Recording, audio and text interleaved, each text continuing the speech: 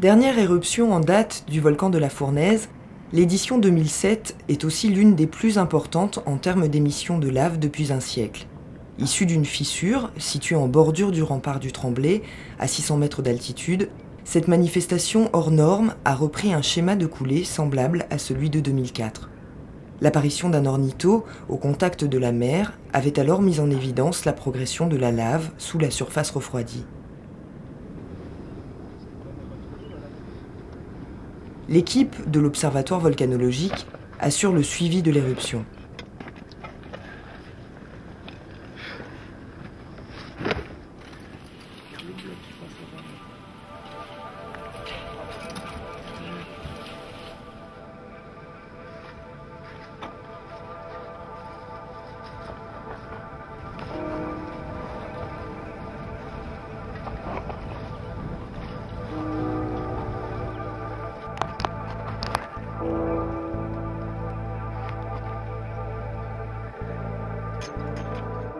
Depuis toujours, à l'image de tous les volcans boucliers basaltiques, la Fournaise développe, par refroidissement rapide de la surface découlée, un réseau de tunnels de dimensions variables où la lave chemine en milieu isotherme.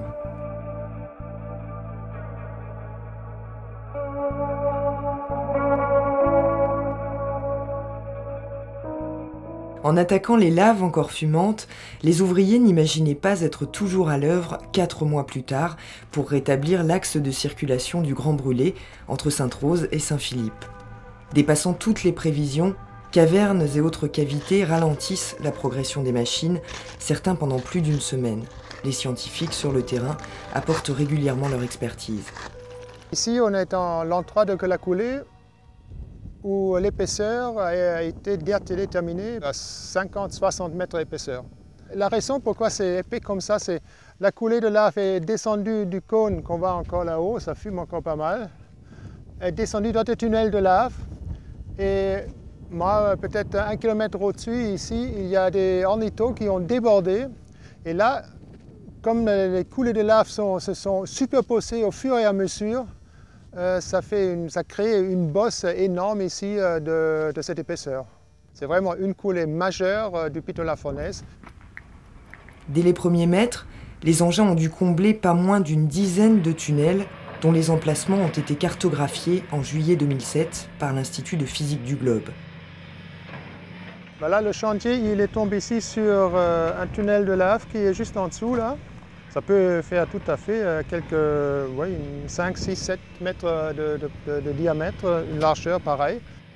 Comme la route passe au-dessus, ils sont en train de dégager ici le plafond de ce tunnel de lave. Après, ils vont casser le plafond et au fur et à mesure combler le trou pour avoir une route sûre. La vigilance et la prudence restent les mots d'ordre sur ce chantier le plus long, le plus technique et le plus coûteux de l'histoire de la route des laves dans le Grand Brûlé. Solidement arrimé à une seconde machine, un premier engin attaque la lave pour faire céder la voûte instable des plus grosses cavités et permettre la progression de ces colosses de 38 tonnes.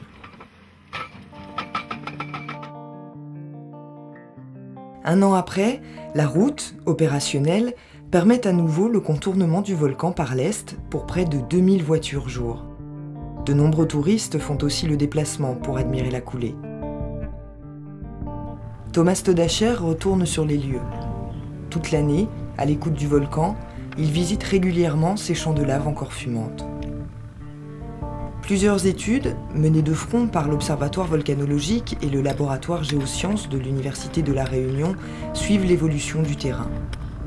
Aujourd'hui, il remonte la coulée en bordure du rempart calciné au contact des laves et des gaz. L'objectif de Thomas est de pousser la visite jusqu'à l'ornitho, à l'origine de l'énorme accumulation de lave à cet endroit. En chemin, un gigantesque effondrement laisse apparaître un tunnel de belle dimension.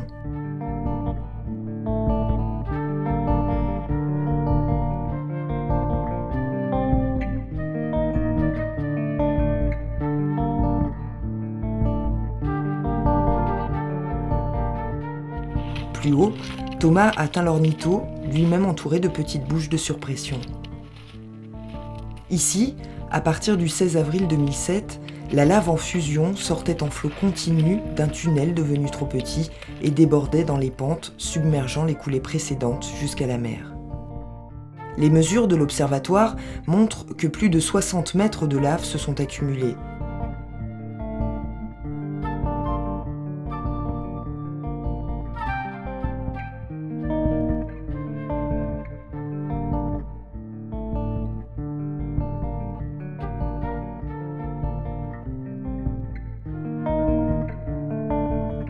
La progression sur ces laves, malgré l'expérience, n'est pas sans danger. Le sol recèle d'innombrables pièges invisibles sous les pas que seul un œil exercé peut déceler en surface.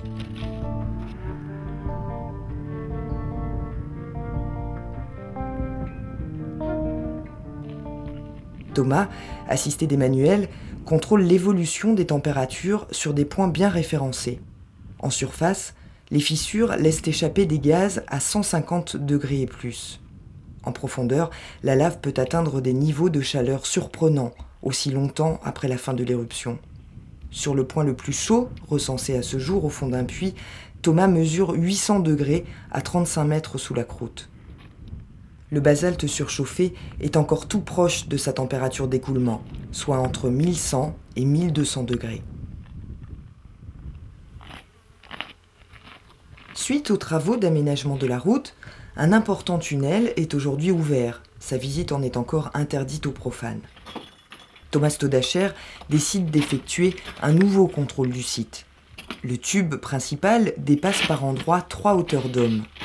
La température varie de plusieurs dizaines de degrés suivant les positions. 3 tunnels, plus petits, donnent des valeurs oscillant entre 50 et 80 degrés sur plusieurs centaines de pas vers la mer. En plus de la chaleur ambiante, le labyrinthe de cette galerie aux embranchements multiples transforme cet environnement en un gigantesque piège.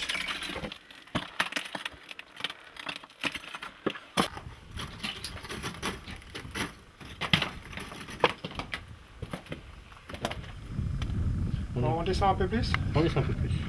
Le tunnel principal est mesuré à 88 degrés, mais une source de chaleur importante se dégage du plus gros des tunnels qui poursuit sa route sur la droite.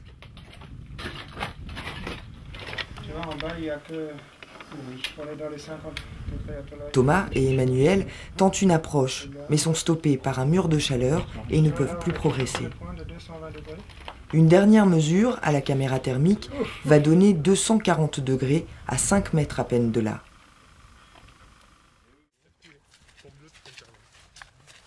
De très nombreuses cavités sous la Vic sont recensées dans le sous-sol réunionnais. L'une des plus connues, explorée par les scientifiques sur plus de 2 km de long, se situe à la plaine des Cafres. Vieille de 17 000 ans, la caverne Bateau est accessible par des effondrements de la voûte. Une étude, en cours, envisage d'ouvrir ce lieu à un tourisme encadré. Thomas Staudacher, Daniel Fontaine, Éric Delcher et Nicolas Villeneuve viennent compléter les données déjà recueillies sur le site.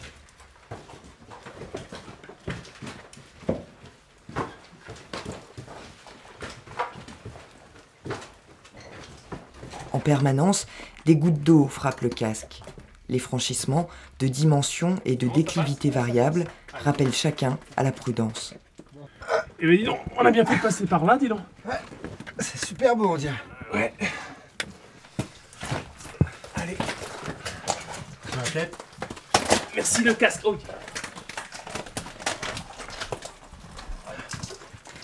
Ah ben parfait, regarde. Ah c'est magnifique, on arrive pile poil à l'endroit où les banquettes se rejoignent. On continue ? Allez.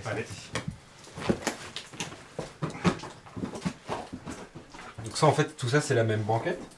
Ben, au fur et à mesure, celle-ci elle s'est construite par accumulation de lave, alors que la coulée était certainement à ce niveau-là, même vraisemblablement à ce niveau-là. Et donc accumulation, et puis on a un rapprochement des banquettes jusqu'à obtenir plus qu'une seule surface comme celle-ci. Alors ces formations elles sont vraiment très très belles, et au cœur on va retrouver cette formation là qui est la formation en forme d'amande classique. Par contre il arrive aussi qu'il y ait un refroidissement global en masse, et là on n'aura pas d'amande bien entendu. D'accord. Ah ben voilà, ça y est, on retrouve la sortie là. On retrouve le grand tunnel. Tiens, regarde, hop, mais on était tout à l'heure. On marche bon, là-dessus alors. Bon, on aurait mieux fait de passer par là, c'était plus facile. Ouais. Et là, tu as donc la jonction. Et là, on voit vraiment bien hein, que c'est simplement du plaquage. Mais ce bloc, il n'a qu'une envie, c'est tomber. On voit bien qu'il y a juste une soudure par la chaleur, mais ce bloc a été rajouté après, alors que tout ça était bien figé dans la même éruption. Donc ça fait des cycles certainement très longs. Hein. Et puis il y a une dernière couche ici, tiens, regarde, on la voit bien ici. Ouais.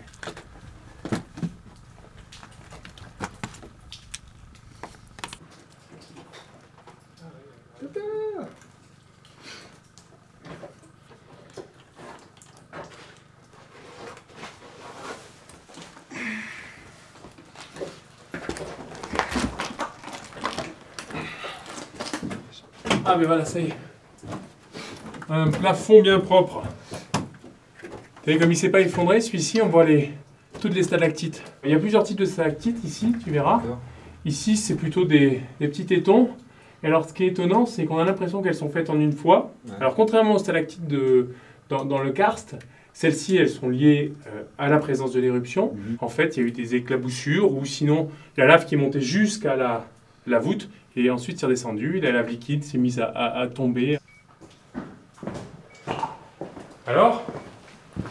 Je suis en train de finir la manip. Et alors, qu'est-ce que tu trouves ? Mais on trouve de fortes concentrations, hein, plus de 200 becquerels par mètre cube, donc ça signifie que c'est un bon spot à La Réunion pour mesurer le radon ici. Ouais. Et ça pourrait être lié à quoi, d'après toi ? Oh, mais c'est lié essentiellement à l'ancienneté de ces galeries. Il y a un bon couvert végétal qui sert d'isolant, il y a peu d'aération, et du coup, cet espace confiné fait que le gaz, donc le radon, se concentre dans la galerie.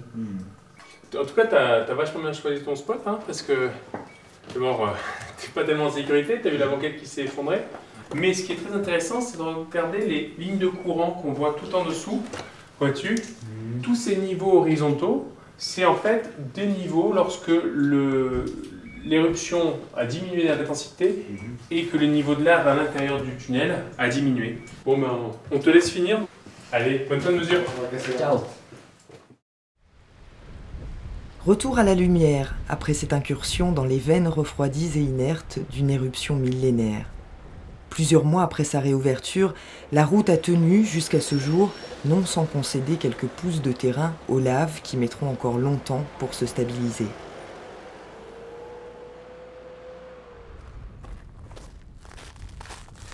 Zara Servadio, doctorante au laboratoire de géosciences de l'Université de La Réunion et à l'IRD, vient vérifier la bonne tenue d'une des stations GPS installées sur la coulée par l'Observatoire volcanologique.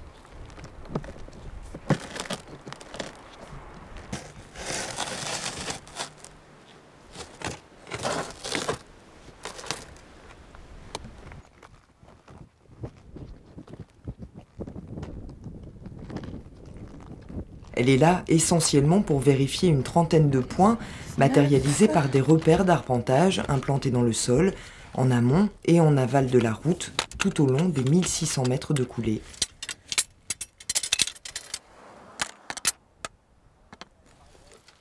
Elle effectue ce repérage au centimètre près, à l'aide d'un dispositif GPS différentiel.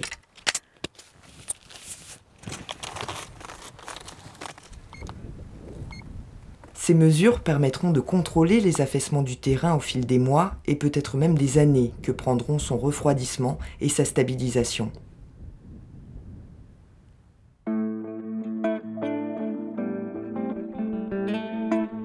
Pour l'instant assoupie, la fournaise, encore fumante, prépare sa prochaine poussée de fièvre.